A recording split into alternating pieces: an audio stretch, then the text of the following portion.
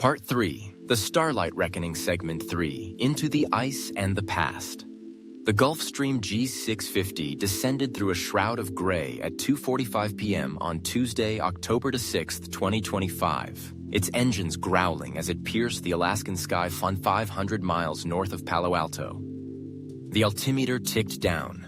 10,000 feet, 5 kien, 2 yan.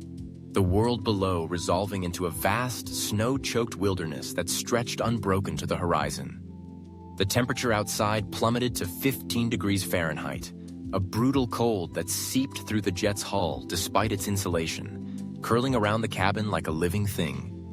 Inside, the air buzzed with anticipation. The Starlight engine core's hum, a steady pulse that matched the quickening breaths of Elon Musk, May Musk, Clara, and Jolie. They'd flown through turbulence and doubt, the coalition's midnight deadline, now 9 hours away, looming like a guillotine. The coordinates, 66.5 degree and 149.8 degree, burned in their minds. A pinpoint 20 miles from the nearest speck of civilization, promising answers or annihilation. Elon stood at the cockpit door, his sharp eyes scanning the terrain as the pilot wrestled the jet toward a makeshift airstrip. A flattened stretch of snow carved out decades ago, now barely visible beneath fresh powder. "There," he said, pointing to a faint outline flanked by skeletal pines. "That's our landing zone." His voice was steady, but his knuckles whitened around the frame, betraying the stakes. The core rested in its case beside Clara, its glow brighter now, as if it sensed its twin, the full engine, waiting below. He glanced back at the group, his family by blood and choice, and nodded. "Gear up, we're on foot from here." Jolie huddled in her seat, her 85-year-old frame layered in a bulky parka that dwarfed her frail form. Her arthritic hands, still trembling from the turbulence an hour ago, gripped her cane, repurposed from a broomstick she'd wielded in cafes for $8 an hour, and Joshua's $5 photograph, now tucked into her coat's inner pocket. The cold bit at her joints, a familiar ache from years of standing in unheated kitchens, but her dark eyes shone with a resolve forged in the jet's shaky ascent. She'd risen from her doubt, her stories a bridge to this moment, and though fear gnawed at her, she wouldn't falter. Not with Elon, May, and Clara counting on her. May adjusted her scarf, her blonde gray hair peeking out as she slung Joshua's journals over her shoulder. At 77, she moved with a pilot's grace, but her green eyes glistened with a storm of emotions. Grief for Joshua, hope for Evelyn, terror of what lay ahead. 20 miles from anything, she murmured, her breath fogging in the cabin's chill. He picked a hell of a place to hide her. Her voice held a tremor, but her jaw was set, a mother ready to reclaim her husband's legacy. Clara, her arm still in a sling, hefted the core's case with her good hand, wincing as the jet jolted through its final descent. 9 hours, she said, her voice tight. Victor's out there, and if he's got that master with him... She didn't finish, but her hazel eyes flicked to the window, scanning the white expanse for shadows that didn't belong. The cores flared during the flight, its scream of light and Evelyn's voice still rattled her, a reminder that they weren't alone in this chase. The jet touched down at 3:00 p.m., tires crunching through snow as it skidded to a stop. The cabin door hissed open, and a blast of frigid air roared in, carrying flakes that stung like needles. Elon led the way, his boots sinking into the powder as he scanned the horizon. Nothing but pines, snow, and a faint ridge a mile east. "Coordinates say it's there," he said, his breath a white plume. "A bunker, underground. We trek." He shouldered a pack with thermal gear and a satellite comm, his $200 billion mind now bent on a 54-year-old mystery. The group followed, a ragged line against the white. Jolie shuffled behind, her cane sinking with each step, her lungs burning in the 15-degree cold. May steadied her, their arms linked, while Clara trailed, the core's case slung across her back. The wind howled, a banshee's wail that swallowed their footsteps, and the ridge loomed closer, jagged, snow-draped, hiding secrets beneath its crust. After 20 minutes, they reached it, a slab of concrete peeking from the drift, rusted hinges marking a trapdoor sealed since 1971. Elon knelt, brushing snow from a lock encrusted with time, and pulled a crowbar from his pack. With a grunt, He pried it open, the metal screeching in protest as the door swung upward, revealing a dark maw and a ladder descending into shadow. "Down we go," he said, his voice echoing into the void. He dropped a flare, its red glow illuminating a concrete shaft 50 feet deep, ending in a floor strewn with dust and frost. One by one, they descended. Elon first, then May, then Clara, who lowered the core's case with a rope. Jolie went last, her cane hooked on her arm as May and Elon guided her trembling legs. The air grew still, heavy with the scent of damp stone and old metal, and at the bottom, they stood in a cavernous space. 5,000 square feet of shadow, lit only by the flare's dying light. Elon swept a flashlight across the room, its beam catching on steel shelves, cracked vials, and blueprints pinned to crumbling walls. "Joshua's work," he breathed, stepping toward a table littered with crude devices, prototypes, half-finished dreams. May clutched the journals tighter, her eyes tracing the chaos. "His lab. He built it here, with her." Clara set the core down, its glow flaring as if greeting its birthplace, and Jolie leaned on her cane, her heart pounding. This was it. The vault of the starlight. A rustle broke the silence, faint but deliberate, from a shadowed corner. Elon's hand shot to the wrench at his belt, his body tensing. "Who's there?" he barked, the beam swinging toward the sound. A figure emerged, frail, hunched, but with eyes like embers in a dying fire. A woman. Her white hair wild, her face etched with decades of solitude. She wore a tattered coat, her hands clutching a steel rod as a makeshift staff. "You're late," she rasped, her voice dry as the wind above. "I heard you coming a mile off." "Evelyn?" May's voice cracked, stepping forward, her hands outstretched. The woman froze, her gaze locking on May's face, and for a moment the years melted away. Two women bound by a man lost to flame. "May," Evelyn whispered, the rod clattering to the floor. "God help me, it's you." Tears spilled down May's cheeks as she closed the distance, pulling Evelyn into an embrace that shook them both. "You kept it," May sobbed, her voice muffled against Evelyn's shoulder. "All this time," Evelyn nodded, her frail arms tightening. "For him. For you. For the boy I never met."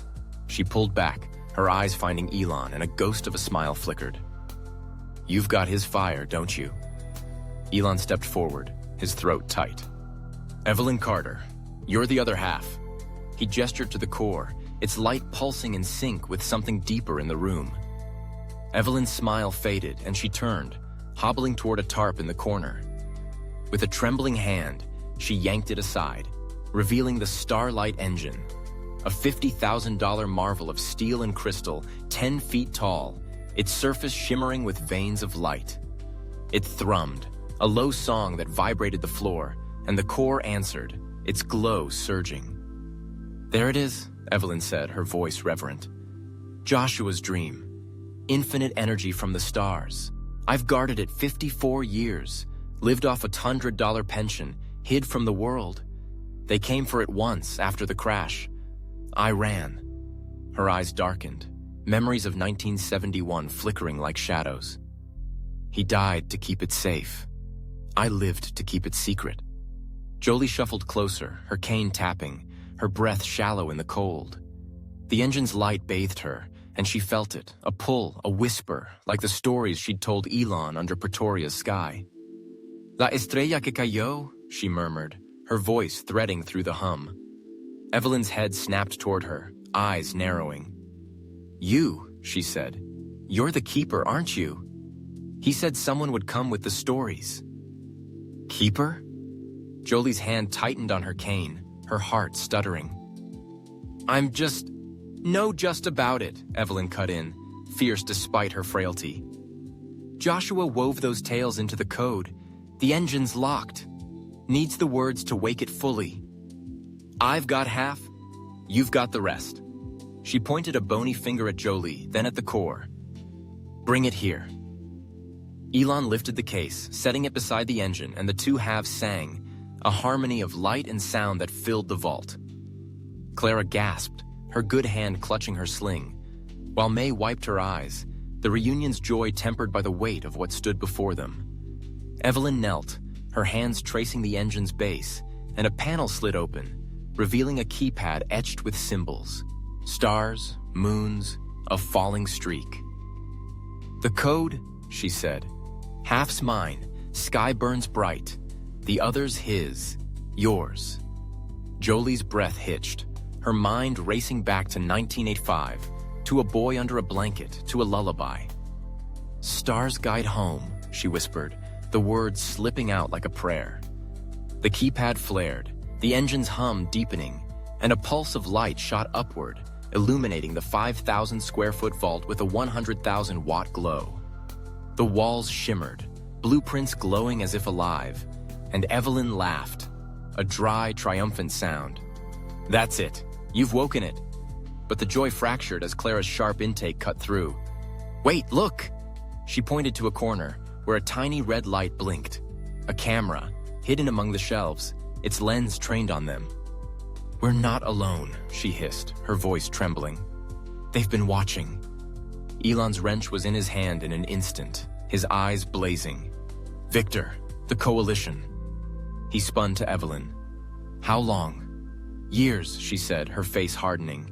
"They never found me, but they knew I was here. That signal." She gestured to the engine, now alive and radiant. "It's a beacon. They'll come." The core pulsed, the engine roared, and the vault trembled as if waking from a 54-year sleep. 9 hours to midnight, and the enemy was closer than they'd feared. Jolie gripped her cane, her stories now a weapon, her frailty a shield. The starlight burned, and the reckoning was upon them. Part 3. The Starlight Reckoning Segment. 4. Shadows of Betrayal. The Starlight engine roared to life in the 5,000-square-foot underground vault, its 100,000-watt glow flooding the concrete chamber with a radiance that felt alert. Pulsing, shimmering, a symphony of light and sound born from Joshua Haldeman's 54-year-old dream. The air thrummed with its power, the temperature hovering at a bone-chilling 15 degrees Fahrenheit, despite the heat radiating from the steel and crystal marvel.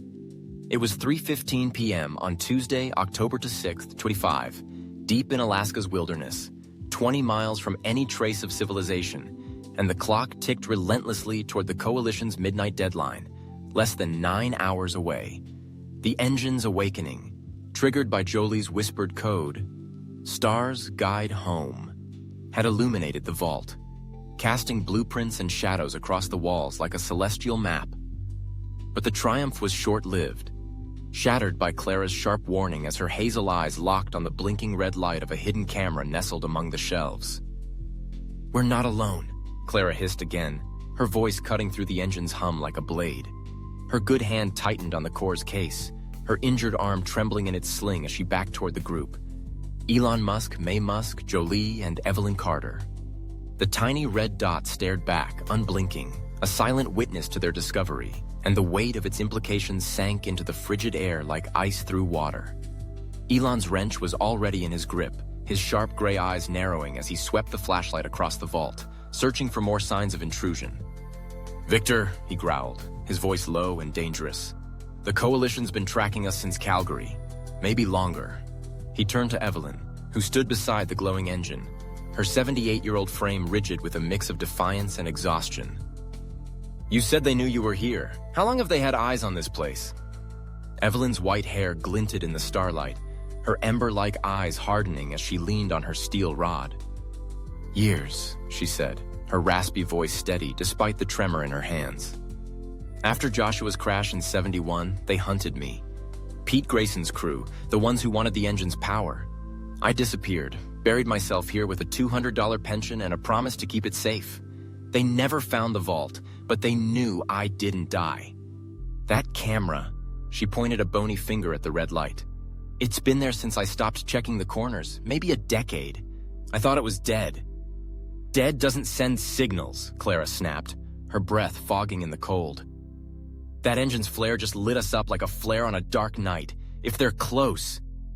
Her words choked off as a low rumble shook the vault, dust sifting from the ceiling like snow. The sound grew, a mechanical growl echoing down the shaft they'd climbed, and the group spun toward the trapdoor 50 feet above, its rusted hinges silhouetted against a sliver of gray sky. "They're here," May whispered, her green eyes wide as she clutched Joshua's journals to her chest. Her cream coat was streaked with frost, her blonde gray hair tangled from the trek, but her voice held a pilot's steel. She stepped closer to Evelyn, their reunion still raw, two women bound by a man lost to flame, now facing the fire together. Jolie shuffled forward, her cane tapping the concrete, her 85-year-old frame dwarfed by the engine's glow. Her dark eyes flickered with a courage she'd only just claimed, her trembling hands steadying as she gripped the photograph of Joshua in her pocket. "We woke it," she said, her Spanish accent curling around the words. And they heard. The engine's hum seemed to answer her, a deep resonance that vibrated through her bones, and she felt it. The stories, the starlight, the weight of being the keeper Evelyn had named her. Elon dropped the flashlight, its beam rolling across the floor as he moved to the engine's base, his hands tracing the keypad Evelyn had opened. "If they want it, they'll have to take it over my dead body," he said, his voice a quiet storm. He glanced at the core, still pulsing in its case, then at the engine, a $50,000 dream that could power the world, a legacy worth trillions. "We hold the line here. Evelyn, any defenses in this place?" Before she could answer, the trapdoor above slammed open with a clang that echoed like a gunshot. Snow swirled down the shaft, carried on a blast of wind, and dark figures descended. Boots thudding on the ladder, ropes snapping taut. Victor Grayson landed first, his lean frame clad in black tactical gear, his face a mask of cold fury. His dark eyes locked on the engine, and a smirk twisted his lips as he drew a pistol, its barrel glinting in the starlight. "Well, well," he drawled, his voice cutting through the hum. "Looks like the family reunion's complete. Hand over the core, Musk, and maybe I let the old ladies walk." Behind him, 6 coalition operatives fanned out, rifles raised, their breath fogging in the vault's chill. Clara stepped back, shielding the core's case, while May and Evelyn flanked the engine, their hands empty but their resolve unyielding. Jolie stood her ground beside Elon, her cane a defiant anchor, her heart pounding as Victor's gaze swept over her. Dismissive, then curious. "You're late, Grayson," Elon shot back, his wrench raised like a club. "And you're outnumbered in spirit, if not in guns. Walk away." His tone was steel, but his eyes darted to the operatives, calculating odds no billionaire's fortune could shift. Victor laughed, a harsh sound that bounced off the walls. "Spirit won't stop bullets, Musk. That engine's ours, Joshua's stolen legacy. My grandfather Pete helped build it, and your father screwed him out of it. I'm just taking back what's owed." He gestured to the engine, its light flaring as if in protest. "The Starlight Coalition's waited 54 years for this. You think a few sentimental fossils are gonna stop us?" "Pete betrayed Joshua," Evelyn spat, her voice slicing through Victor's bravado. "He sold him out to the ones who crashed that plane, your precious coalition. I was there, kid. I saw the fire." Her hands tightened on her rod, a scientist turned survivor, and Victor's smirk faltered, just for a heartbeat. Before he could retort, a new sound cut through. A slow, deliberate clap echoing from the shaft. The operatives parted, and a figure descended, his silhouette sharp against the gray light above. He landed with a thud, his presence filling the vault like a storm cloud. Tall, stooped, his white hair thinning but his blue eyes piercing through the decades. He wore a tailored coat, its edges frayed, and carried a cane not unlike Jolie's, though his was polished ebony. At 90, he moved with a predator's grace, and when he spoke, his voice was velvet over gravel. A physicist's precision laced with menace. "Enough, Victor," he said, stepping into the engine's glow. "You're embarrassing yourself." His gaze swept the group, lingering on Evelyn, then Elon, then Jolie. "Dr. Leonard Voss," he introduced himself, a faint smile curling his lips. "Master of the Starlight, if you'll indulge the theatrics. And you've brought me quite the prize." "Voss," Evelyn breathed, her face draining of color. She staggered back, her rod clattering against the engine. "You're dead. You were dead." Her voice broke, a wound reopening, and May caught her arm, steadying her as tears welled in both women's eyes. "Not quite," Voss said, his smile widening. "Though I'll forgive the assumption. 1970 was a long time ago." He tapped his cane on the concrete, the sound a metronome of dread. "I funded Joshua's little $5,000 grant, his starry-eyed vision of limitless energy. I believed in him, until he refused to share it." Elon's wrench lowered an inch, his mind racing. "You're the one who crashed him," he said, piecing it together. "You killed my father." Voss shrugged, a casual gesture that belied the confession. "A necessary sacrifice. He wouldn't yield, so I arranged a little accident. Thought I'd claim the engine myself. But Evelyn here..." He nodded at her. "She was cleverer than I expected. Slipped away with the prize, left me with nothing but a $50 million empire built on scraps." His eyes gleamed, cold and hungry.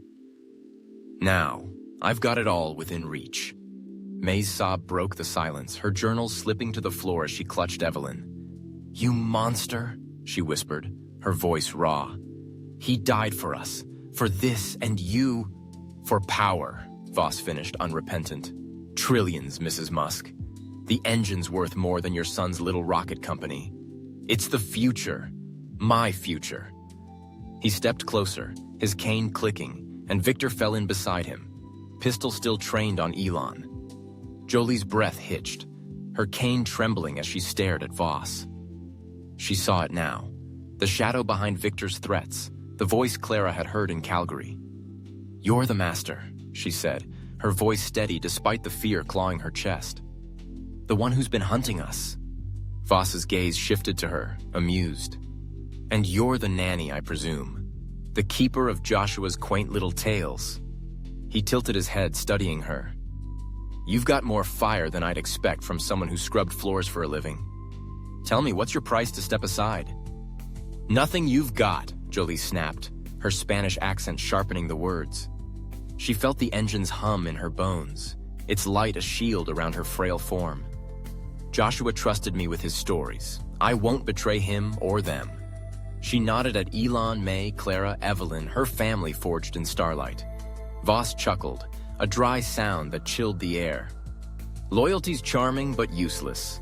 The engine's mine, unless..." He paused, his eyes narrowing. "Joshua left a safeguard, didn't he? A final lock. I've got Evelyn's half, sky burns bright. But the other..." He pointed his cane at Jolie. "It's you, isn't it? The keeper of his heart." Evelyn gasped, her hand flying to her mouth. "The code," she whispered. "He said it'd take both of us, the scientist and the soul." She looked at Jolie, tears streaming. "You're the other half." Victor's pistol wavered, his brow furrowing. "What's he talking about, Voss? We've got the engine. Let's take it and go." "Not yet," Voss snapped, his patience thinning. "It's incomplete without the full code. Joshua was paranoid, locked its true power behind words only his keeper would know." He stepped toward Jolie, his cane inches from her chest. "Speak, old woman, or I start with the girl." His gaze flicked to Clara, a threat gleaming in his eyes. Clara stiffened, her good hand clutching the core, but Jolie stepped forward, her cane tapping defiantly. "You want his heart?" she said, her voice rising over the engine's hum. "You'll have to rip it out of me." She felt the stories surge, Pretoria nights, lullabies, a star that fell, and knew she held the key, even if she didn't fully understand it yet. The vault trembled, the engine's light flaring as if echoing her defiance. Voss's smile faded, his grip tightening on his cane, and Victor's operatives closed in, rifles glinting.